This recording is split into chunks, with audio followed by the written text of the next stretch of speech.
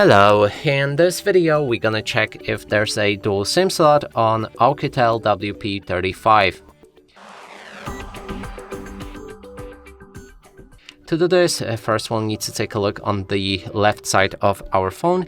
There's the SIM card tray right here, and to remove it you can use your fingernails and simply try to open it, or take the SIM ejection tool. If it have any kind of a flat surface, you'll be able to open it as well, not to damage your fingernails. So let's pull it out like this, and then we can remove it.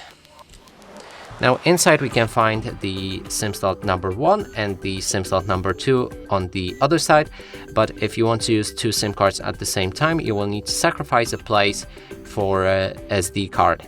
And that's it for this video. Hope you like it. Please consider subscribing to our channel, leave a like and a comment below.